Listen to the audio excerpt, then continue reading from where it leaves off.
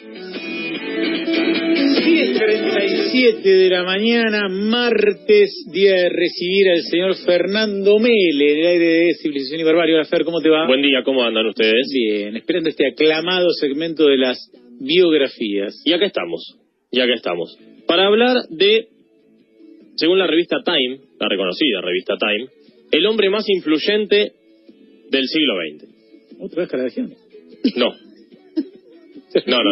Vamos a hablar de... ¿En el mundo o en Estados Unidos? En el mundo entero. ¿En todo el mundo? En el siglo XX. En el siglo XX, el hombre más influyente. A ver, ¿puedo adivinar? Diego Maradona. Podés adivinar. Juan Pablo II. No. Einstein. Sí, señor. Mira vos. Albert Einstein, el hombre más influyente del siglo XX según la revista Time, nació en Ulm, cerca de Stuttgart, en el Imperio Alemán, aquel entonces, el 14 de marzo de 1879. Fue el primero de 5 hermanos. Su padre fue Hermann Einstein, comerciante y además trabajaba en electricidad, y su madre fue Pauline Koch, que era ama de casa y además aficionada al piano. Cuando nació Albert Einstein, su familia creyó que el niño tenía una malformación congénita, porque tenía una forma muy extraña en su cabeza y un bulto muy pronunciado en la parte posterior. ¿En la nuca? En la nuca, sí. Tiene el cerebro de más. Y además, Mucho conocimiento. nació con sobrepeso. Como un detalle. ¿Pero cuánto puede haber pesado? 12 kilos. Iba caminando. No es tanto. 1879, María. Éramos sobrepeso en un bebé. En un bebé, no Sí. sé, 5 kilos. Sí, 5 para el arriba. gordo Einstein. Al primer año de Con los nacer, pelos así. su familia se traslada a Múnich y su padre y su tío fundan una empresa de instalación de agua y gas. Por ejemplo, instalaron la primera instalación eléctrica de Oktoberfest. La primera vez que Oktoberfest tuvo luz fue por el padre de Albert Einstein. Como les iba muy bien, recibieron un poco de apoyo y de dinero de su familia y fundaron un taller de aparatos eléctricos que fracasó, le fue muy mal, todos en bancarrota, él, la familia, todos, le empezó a ir en ese sentido pésimo. Que parece ser casi una regla constante para los genios, la bancarrota. Genio y bancarrota van muy de la mano en la historia universal. Sí, el padre no era genio. Digamos, salvo este chico de Facebook. Claro, ¿no? sí. Sí, más moderno. Sí, que no sé si es genio el de Facebook, es un tipo que la pegó con una idea. Bueno, ahora minimizamos un tipo que no estudió. Hizo una red en su universidad que no estudió lo que funcionaba. claro, Este es un genio. Bill Gates es un buen ejemplo de los que no. A uno se le tiene que ocurrir esas cosas. De los que no han ido a la bancarrota. Claro.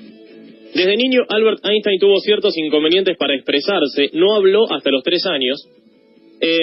Y cuando era chico, todavía no hablaba. Un día estaba tomando sopa y larga. La sopa está muy caliente. No hablaba el pibe. ¿Su primera palabra? ¿Su primera palabra? No, papá, mamá. No, nada. la sopa está muy caliente. La voz. Y los padres le dijeron, pero si hablas tan bien, ¿por qué no hablaste hasta ahora? Dice, porque hasta ahora todo había estado en orden. Claro, nunca le había A los 3 años. Nunca le habían dado la sopa muy Nunca caliente. le habían dado la sopa caliente. Claro. Era un niño muy solitario, solo se relacionaba con una de sus hermanas, con Maya, porque Alemania estaba muy militarizada y a él no le gustaba absolutamente nada toda la temática militar. Sus amigos jugaban a los soldados y a él no le copaba, entonces no se juntaba con los pibes. Fue una escuela primaria con orientación católica, más allá de que sus padres eran judíos, aunque no eran practicantes. Tenía muy malas notas en ciencias sociales, por supuesto excelentes notas en las ciencias naturales y exactas, y fue un periodo muy difícil porque, dijimos, era muy solitario, pero supo sobrellevar este periodo gracias a que su madre le regaló un violín a los 6 años. La madre era pianista, le quería inculcar el piano y a él el piano no le gustaba, le regaló un violín, escuchó un tema de Mozart, se volvió loco y se apasionó con el violín y empezó a descubrir el estudio del álgebra junto a su tío Jacob, o Jacob, como quieran decirles, que era ingeniero. La secundaria tampoco le fue muy simple a Albert Einstein, porque tenía profesores muy rígidos. Él ya tenía una visión bastante revolucionaria, bastante anarquista, podríamos decirle. Un profesor una vez le dijo, nunca conseguirás nada en la vida. Una visión. Un visionario, como los que rechazaron a los Beatles, más o menos. Pero ¿sabes que siempre pasa eso cuando alguien te dice, no, vas a ver, Pero, después... Es como un amigo. Decímelo, por favor. Como un amigo común que tenemos nosotros, cuando debutó Juan Sebastián Verón, dijo, este juega porque es el hijo de la brujita. Claro. Su tío Su tío Jacob convenció al padre de Albert Einstein de poner un taller donde llevarían a cabo experimentos tecnológicos. Sin embargo, no le fue bien porque los experimentos eran demasiado tecnológicos. Eran muy innovadores, lo que descubrían tanto el padre como el tío de Einstein, que la gente no lo compraba porque eran cosas demasiado extrañas. Entonces, fracasaron en eso también. Pero a Einstein le sirvió mucho porque empezó a tener vínculo con la ciencia a partir de su tío. En estos momentos, decíamos, empezó a tener un cuestionamiento muy fuerte hacia la religión y empezó a tener un pensamiento muy libre. Y hay una versión que dice que era muy malo en el colegio. Hay un mito que dice, Einstein en el colegio era un burro y después terminó siendo lo que fue. Es un cierto mito popular que es absolutamente falso. ¿Por qué? Porque en el colegio tenía toda nota 6. En el sistema de medición suizo, que era el que se utilizaba en su escuela, el 6 era la nota más alta. Bueno, era un fenómeno. Era un fenómeno. Pero los que... Vos agarrás el boletín de Einstein. Todo 6. Álgebra 6, física 6, geometría 6, trigonometría 6. Un croto. Un croto. Este es un croto. Bueno, pero para el régimen de Pero para el régimen de allá es correcto. En 1894, a los 15 años, deja el colegio. Un médico le firma un certificado de que estaba muy agotado y tenía que descansar. Y además un profesor le firma... El Estado argentino de Einstein. Exactamente. Y un profesor le firmó un certificado de excelencia en el campo de las matemáticas. Como diciendo, este pibe ya no necesita estudiar más. Sus padres se habían ido a Milán y se fue con ellos y luego lo envían a estudiar a la Universidad Politécnica Federal de Zúrich, que era la más alta casa de estudios para estudiar ciencia. Llegó a la casa, señor, quiero inscribirme para anotar ciencia. Pero usted no tiene el bachillerato completo, señor. Bueno, entonces rindo un examen. Lo desaprobó. Albert Einstein desaprobó un examen para ingresar a la universidad. ¿Por qué?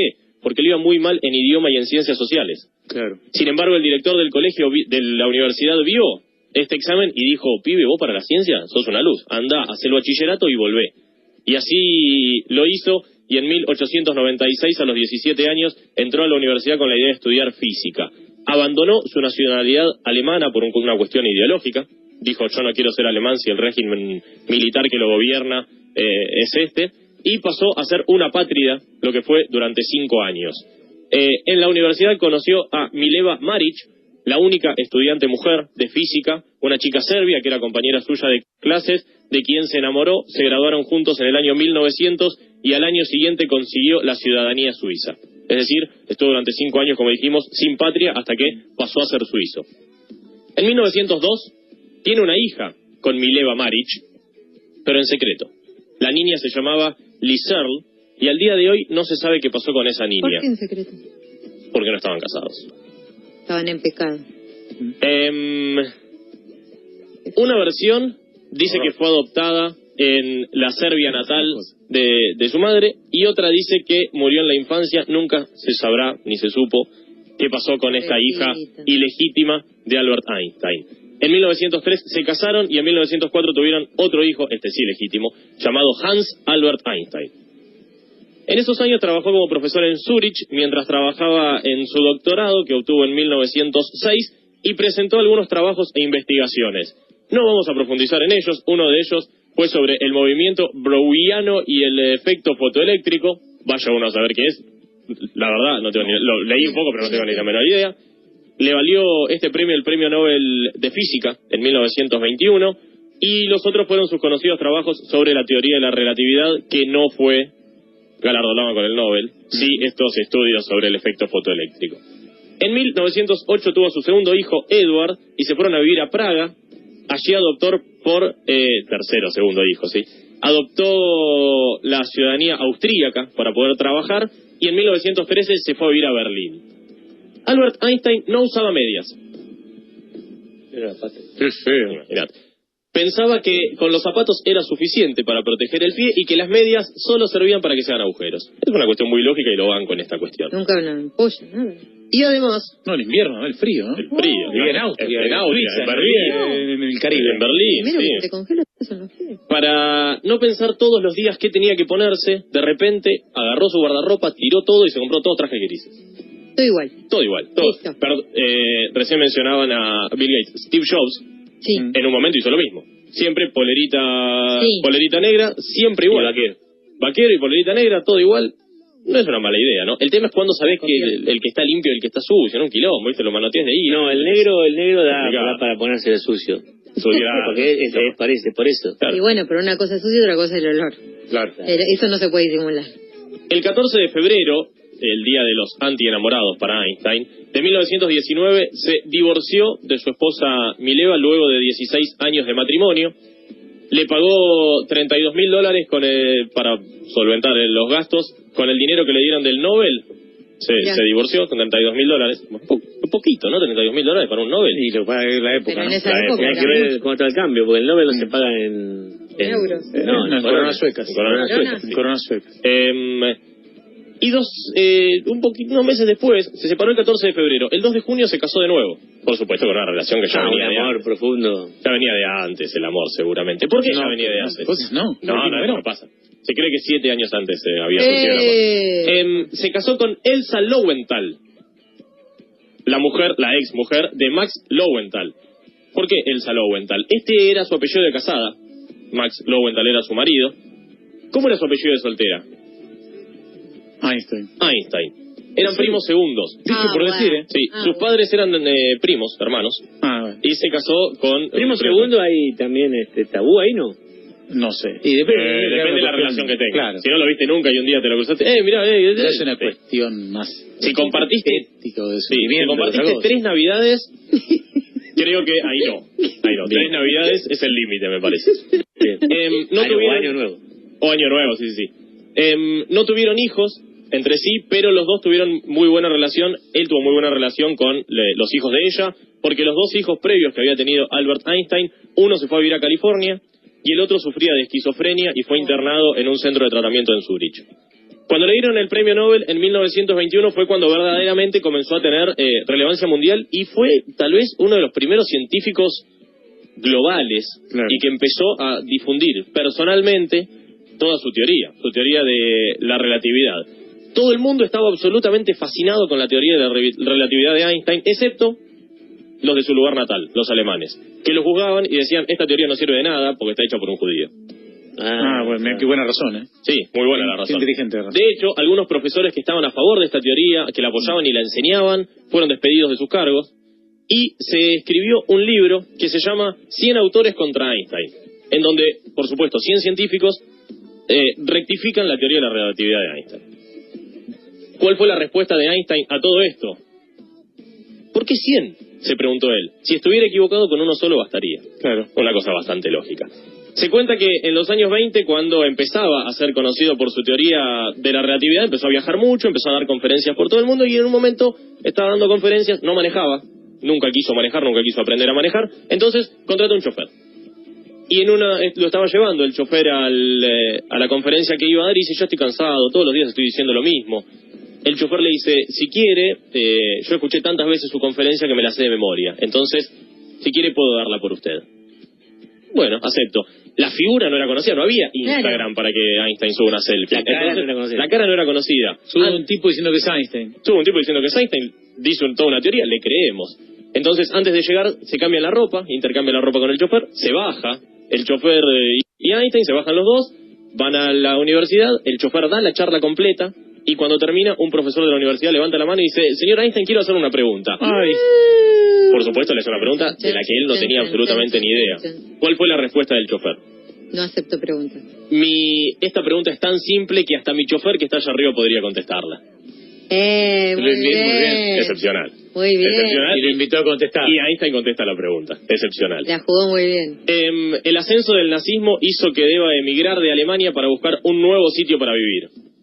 Y en ese viaje, el 25 de marzo de 1925 llegó a Buenos Aires y el 2 de abril de 1925 llegó a La Plata. Mira. Sí. Vino en tren a La Plata y según cuentan... Y no lo afanaron. Muy bien. Anduvo caminando por la ciudad, llegó a La Plata en tren, almorzó en el Jockey, fue al observatorio, fue al museo donde quedó verdaderamente muy sorprendido. Y se dice que en esa visita no dijo ni una palabra en público. Así que no se sabe qué opina de La Plata, de nada. Ni siquiera de la sopa. menor idea. De hecho, hubo un periodista del diario El Día que lo entrevistó el día previo a que venga a La Plata en Buenos Aires. Para que hablara. Para que hablara, por supuesto. Hay una nota en el portal del diario El Día muy interesante. Los que asistieron a la apertura de los cursos de la Universidad Nacional de La Plata de 1925, pudieron tener el honor de escuchar un solo de violín, su gran pasión, de Einstein en el anfiteatro del Colegio Nacional. Luego de eso, en 1932, se instaló en Estados Unidos, adoptando su cuarta nacionalidad, la estadounidense, a los 61 años. Antes de que vaya, el FBI le hizo una investigación que terminó siendo un expediente de 1.427 páginas. Para ver, che, ¿qué onda este tipo? ¿Le damos o no le damos la ciudadanía? De tinte socialista, anarquista, no le cabe la religión, está en contra de todo esto, así que, ¿qué hacemos? El director del FBI no solo dijo que no le den la nacionalidad, sino que dijo que no lo acepten. Sin embargo, no le dieron bolilla y Einstein fue a vivir igual. En 1939 le envió una carta al entonces presidente Roosevelt con la idea de que impulse la creación de la bomba atómica. Dijo, escúchame, los nazis están investigando la bomba atómica. Los nazis son los enemigos de la humanidad. Primero, la bomba atómica, hagámosla nosotros. Luego apoyó el proyecto Manhattan, dirigido por Robert Oppenheimer, el padre de la bomba atómica. Así que, si quieren achacarle algo a Einstein, es que apoyó la creación de la bomba atómica. Claro. En una reunión social, Albert Einstein se encontró con Charles Chaplin. Mira, pero no hablaron ahí. No hablaron, no hablaron. No. Einstein le dijo a Chaplin: lo que he admirado siempre de usted es que su arte es universal. Todo el mundo le comprende y le admira. ¿Qué le contestó Chaplin? Lo suyo es mucho más digno de respeto, porque todo el mundo lo admira y prácticamente nadie lo comprende. Claro. También se encontró con Marilyn Monroe. Y Marilyn le dijo... Le cantó el Happy Birthday. ¿Qué le dijo Marilyn? Interesante. ¿Qué dice, profesor? Deberíamos casarnos y tener un hijo juntos. ¿Se imagina un bebé con mi belleza y su inteligencia? ¿Qué contestó Einstein? Vamos. Desafortunadamente, temo que el experimento salga a la inversa. Terminemos con un hijo con mi belleza y su inteligencia. Excepcional respuesta. Esa frase Genial. En 1952 se murió Chaim Weizmann, que fue el primer presidente de Israel, y se le ofreció a Einstein la presidencia de Israel. Creado Estado en 1948. Exactamente, luego de la Segunda Guerra. Le dijeron: Einstein, ¿querés ser presidente de Israel? Einstein ya estaba grande y escribió una carta de rechazo en la que decía que no tenía ni la aptitud física ni la experiencia para hacerse cargo de la presidencia de aquel país. En 1948 lo habían operado de un aneurisma de aorta abdominal y en 1955 sufrió una hemorragia de ella. Rechazó ser intervenido nuevamente, diciendo: quiero irme cuando quiero. Es de mal gusto prolongar artificialmente la vida. Ya he hecho mi parte, es hora de irse y yo lo haré con elegancia, dijo. Murió en el hospital de Princeton el 18 de abril de 1955 a los 76 años. No quiso ningún funeral al que asista absolutamente nadie, por lo que su cuerpo fue cremado pocas horas después, y tampoco quería un lugar donde la gente vaya a venerarlo, por lo que sus cenizas fueron arrojadas en el río Delaware. Así que no hay un... Nueva Jersey. En Nueva Jersey, exactamente.